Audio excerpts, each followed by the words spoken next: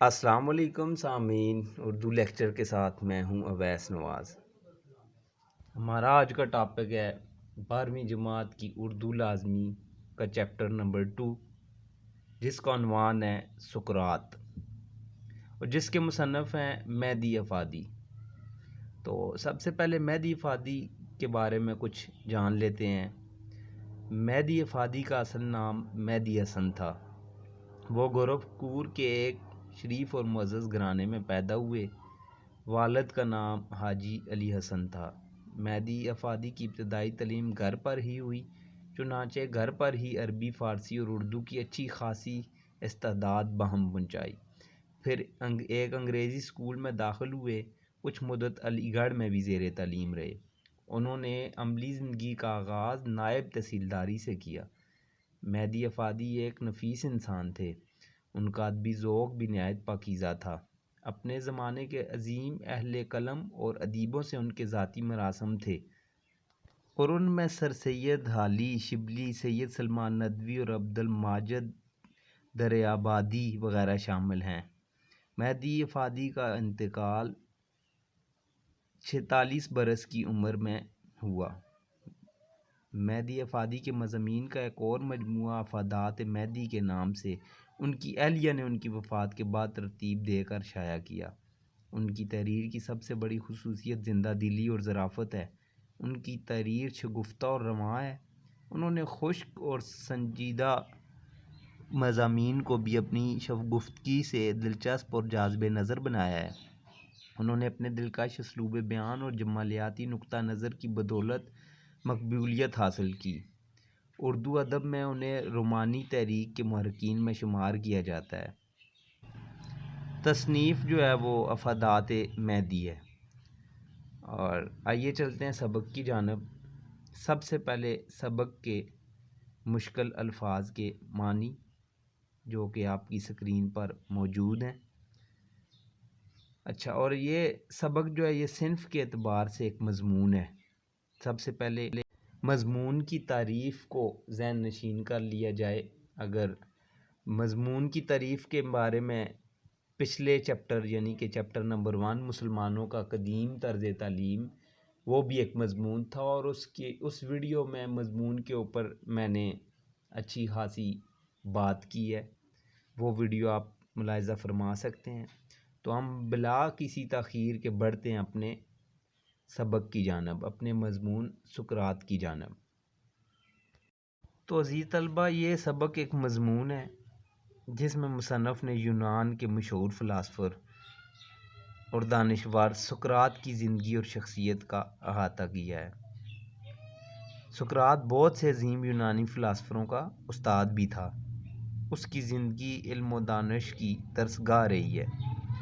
اس کی عظمت اس بات میں بھی ہے کہ اس نے سچائی کی خاطر موت کو گلے لگا لیا اور سچ کہنے سے پیچھے نہیں ہٹا۔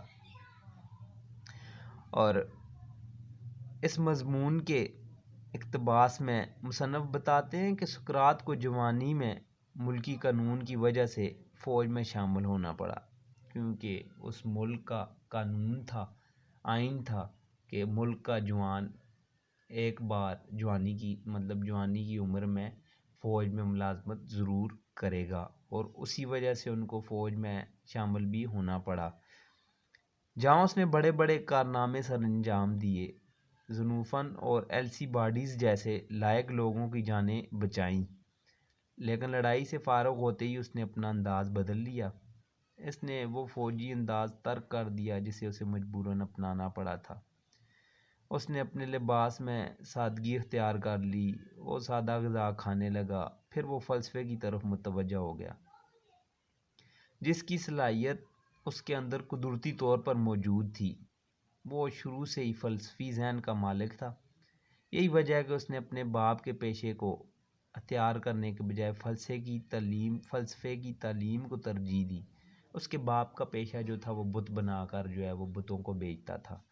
تو سقراط جو تھا اس نے اس پیشے کو چھوڑ دیا اور فلسفے کی تعلیم کو اس نے ترجیح دی۔ یوں یونانی تاریخ میں ایک عظیم فلاسفر کا ظہور ہوا۔ اس نے فلسفے کے مسائل پر بہت سی تحریریں شائع کی، جن میں طرح طرح کے مسائل پر اپنا نقطہ نظر بیان کیا جاتا۔ ان میں خصوصاً اپنے اپنے ہم وطنوں کو مذہب اور اخلاق کی پابندی کی تاکید کی جاتی۔ یہ وہ دور تھا جس میں اہل یونان اپنے مذہب سے دور ہو چکے تھے اور ان میں اخلاقی نظام کمزور پڑ چکا تھا، اس لیے اس کی تحریروں کا اثر ہونے لگا۔ آہستہ آہستہ پڑھے لکھے لوگ اس کے خیالات سے فائدہ اٹھانے لگے۔ اس نے پڑھنے پڑھانے کا سلسلہ بھی شروع کر دیا۔ وہ مختلف باغوں میں اور دریا کے کناروں پر جو ہے وہ لیکچر دیا کرتا تھا، جہاں وہ فلسفے کے مشکل مسئلے سمجھایا کرتا تھا، اور اس کی شہرت جو ہے آہستہ آہستہ چاروں طرف پھیلتی جا رہی تھی۔ اور مزاج کی اگر بات کی جائے تو مزاج کے لحاظ سے وہ بہت آزاد خیال تھا۔ یہی وجہ ہے کہ وہ اپنے دور کے ان مسائل پر بھی بات کرتا جن پر بات کرتے ہوئے لوگ ڈرتے تھے۔ وہ بیاد خوش بیان تھا، اس کی بات میں بڑی تاثیر ہوتی تھی، اس لیے لوگ اس کا اثر بہت جلدی قبول کرتے تھے، بہت جلدی اس سے اثر لیتے تھے۔ اس کے شاگردوں کا حلقہ روز بروز بڑھتا ہی چلا جا رہا تھا۔ آخر کار وہی ہوا جس کا ڈر تھا۔ اس کی باتوں اور روز بڑھتے ہوئے اثر کی وجہ سے بہت سے لوگ حسد کرنے لگے تھے۔ ایک شاعر نے اس کے خلاف ایک نظم بھی لکھی جس میں سقراط پر بہت سے الزام بھی لگائے گئے، یہ کہ وہ ایتھنز کے نوجوانوں کے اخلاق بگاڑتا ہے اور انہیں والدین کی نافرمانی کے لیے اکساتا ہے۔ اگرچہ عدالت نے اسی جرم میں اسے مجرم ٹھہرایا، لیکن سب جانتے تھے کہ دراصل حکمران اسے اپنے لیے ایک خطرہ تصور کرتے تھے۔ ان باتوں کی وجہ سے اس پر مقدمہ کیا گیا اور اسے موت کی سزا بھی سنائی گئی، جس کے تحت اسے زہر کا پیالہ پینا پڑا۔ اس نے اپنی جان سچائی کے لیے قربان کر دی۔ یہی اس کی عظمت کی دلیل ہے کہ وہ ایک ایسا بہادر انسان تھا جس نے سچائی کی خاطر موت کو گلے لگا لیا۔ اس نے ستم برداشت کیے لیکن سچ بولنے سے پیچھے نہیں ہٹا۔ اور جیسے ایک شاعر نے بھی کہا تھا، حق بات پہ تعزیریں کچھ آج نہیں کوثر، حق بات پہ تعزیریں کچھ آج نہیں کوثر، بے درد زمانے کی یہ ریت پرانی ہے۔ اور اس شعر میں تعزیریں سے مراد سزائیں اور ریت سے مراد رسم و رواج ہے۔ اور مضمون کے دوسرے حصے میں مصنف بتاتے ہیں کہ جب سقراط نے فوجی زندگی کو چھوڑ کر فلسفے کی تعلیم دینی شروع کی تو اس کا دائرہ آہستہ آہستہ پھیلنے لگا۔ لوگ اس سے متاثر ہونے لگے، لیکن ساتھ ہی ساتھ بہت سارے لوگ اس سے جلنے لگے، حسد کرنے لگے، جس کا نتیجہ یہ نکلا کہ اس کے خلاف سازشیں ہونے لگی۔ ایک شاعر نے اس کے خلاف ایک نظم لکھی جس میں اس کی حجو گوئی کی گئی، جس میں اس کی بد تعریفی کی گئی، جس میں اس کے بارے میں بری بری باتیں لکھی گئیں۔ اس میں لکھا تھا کہ سقراط ایتھنز کے نوجوانوں کے اخلاق خراب کرتا ہے، وہ انہیں حکومت اور والدین کے خلاف بغاوت پر اکساتا ہے، وہ انہیں نافرمانی کی ترغیب دیتا ہے۔ انہی باتوں کی بنیاد پر اس پر مقدمہ چلایا گیا۔ جب تحقیقات کی گئیں تو اسے مجرم بھی ٹھہرا دیا گیا۔ ظاہری سی بات ہے کہ سقراط جو کہتا تھا وہ حکومت کو کسی طور قبول نہیں تھا۔ وہ نہیں چاہتی تھی کہ نوجوان حکومت سے سوال کریں یا اس کے غلط کاموں پر تنقید کریں۔ یہ ایسا جرم ہے جو کوئی بھی جابر اور ظالم حکومت قبول نہیں کرتی، کیونکہ اسے ڈر ہوتا ہے کہ اس طرح لوگ اس کی اطاعت نہیں کریں گے۔ ایتھنز کے حکومت بھی اس ڈر سے سقراط کے خلاف ہو گئی۔ اس نے مذہب اور اخلاق میں بگاڑ کا بہانہ بنا کر سقراط کو مجرم ٹھہرایا اور اسے موت کی سزا سنائی گئی۔ اسے جیل میں ڈال دیا گیا۔ اس کے دوستوں اور شاگردوں نے رہائی کی بہت کوششیں کیں، یہاں تک کہ اس کے ایک عزیز شاگرد نے جیل کے نگران کو بھی اپنے ساتھ ملا لیا۔ وہ راضی ہو گیا تھا کہ سقراط جیل سے فرار ہو جائے، لیکن سقراط نے یہ قبول نہیں کیا۔ اس نے کہا کہ اس نے جس قانون کے تحت ساری زندگی گزاری ہے، اب اسی قانون کے تحت ملنے والی سزا سے بھاگے گا نہیں۔ اس نے مزید کہا، اس کا ایک مشورہ ہے کہ میں موت سے بھاگنا نہیں چاہتا۔ اس نے ہنستے ہوئے موت کو گلے لگایا اور اسے زہر کا پیالہ پینے کے لیے دیا گیا، جسے اس نے بے تکلف اپنے ہونٹوں سے لگا لیا اور سچائی کی خاطر اپنی جان کو قربان کر دیا۔ یہی اس دنیا کی رسم ہے، جو لوگ اچھے ہوتے ہیں انہیں برا بنا دیا جاتا ہے۔ بقول احمد ندیم قاسمی، جو برائی تھی میرے نام سے منسوب ہوئی، جو برائی تھی میرے نام سے منسوب ہوئی، دوستو کتنا برا تھا میرا اچھا ہونا۔ اور مضمون کے آخری حصے میں جس میں نتیجہ یا کنکلوژن پیش کیا جاتا ہے، اس میں مصنف لکھتے ہیں کہ سقراط نے ایک جگہ بڑی سخت بات لکھی ہے۔ اس کا کہنا ہے کہ اسے سمجھ نہیں آتی کہ کیوں عقل کی مخالفت کرتے ہیں لوگ۔ سقراط کے سوال کے پیچھے دراصل اس نقص کی طرف اشارہ ہے کہ لوگ زیادہ تر سنی سنائی باتوں پر یقین کر لیتے ہیں، جو رسم و رواج ان کے آباء و اجداد کے زمانے سے چلی آتے ہیں، کبھی ان کی حقیقت جاننے کی کوشش نہیں کرتے۔ جیسا کہ آج کل بھی ہوتا ہے کہ لوگ سنی سنائی باتوں پہ بہت ایسے یقین کرتے ہیں کہ اسے 100% شورٹی کے ساتھ آگے بھی جو ہے وہ شیئر کرتے ہیں، کہ جیسے انہوں نے اپنی آنکھوں سے دیکھا ہو کسی واقعے کو رونما ہوتا، اپنے کانوں سے سنا ہو اس بات کو، اس طرح وہ آگے لوگ جو ہے شیئر کرتے ہیں، اور ٹھیک اسی طرح اسی زمانے میں بھی تھا۔ تو یعنی لوگ جو ہوتے ہیں حقیقت جاننے کی کوشش نہیں کرتے، بس ان کی اندھی پیروی کرتے ہیں۔ اگر وہ عقل سے کام لیں تو ضرور انہیں پتہ چلے گا کہ یہ سب باتیں من گھڑت ہیں۔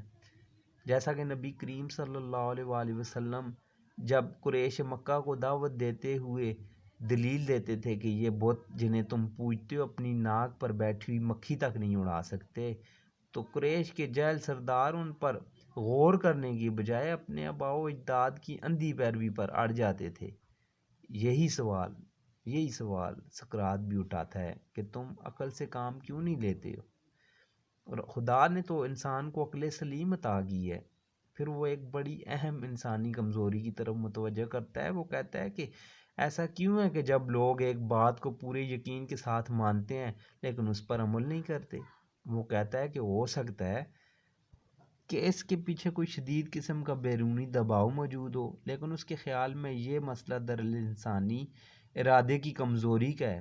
جیسا کہ قرآن کریم کہتا ہے کہ ہم نے انسان کو کمزور پیدا کیا ہے، گویا انسان کا اصل امتحان اس ارادے کی کمزوری پر قابو پا کر کسی کام کو کرنا ہے، گویا اسے اپنے کمزور ارادے کو مضبوط بنانا ہے اور کسی کام کو کرنے کے لیے پختہ ارادے کے ساتھ میدان میں اترنا ہے، اپنی کمزوریوں پر قابو پانا ہے، اپنے کمزور نفس کو جو ہے موڑنا ہے، جدھر خدا جدھر حق کی بات ہے ادھر اس کو موڑنا ہے، چاہے اس کے راستے میں کتنی مشکلات کیوں نہ آئیں۔ اسی لیے سقراط کہتا ہے کہ وہ خود جس سچائی پر یقین رکھتا ہے وہ اسے کرنے کے لیے ہر ممکن کوشش کرتا ہے، چاہے لوگ جتنی مرضی مخالفت کریں، جو مرضی ہے کہیں۔ وہ کہتا ہے کہ وہ لوگوں کی مخالفت کی کبھی پرواہ نہیں کرتا، کیونکہ وہ لوگوں کو اہمیت ہی نہیں دیتا۔ وہ لوگ جو عقل سے کام نہیں لیتے اور ہر سچی بات کی مخالفت میں تیار رہتے ہیں، وہ انہیں بے جان چیزوں میں شمار کرتا ہے۔ تو عزیز طلبہ، یہ تھا آج کے مضامین کا خلاصہ۔ میں نے انتہائی سادہ الفاظ میں اور انتہائی اختصار کے ساتھ سمجھانے کی کوشش کی ہے۔ اس مضمون کو مضمون کے تینوں حصوں کو میں نے انتہائی اختصار کے ساتھ اور آسان الفاظ کے ساتھ، آسان فہمی کے ساتھ اور مثالوں کے ساتھ سمجھانے کی کوشش کی ہے۔ امید ہے آپ کو سمجھ آ گئی ہوگی، اور انشاءاللہ اگلی ویڈیو میں اس سبق کی مکمل مشق کے ساتھ ملیں گے۔ تب تک مجھے اجازت دیجیے۔ اللہ میرا اور آپ سب کا حامی و ناصر ہو۔ اللہ حافظ۔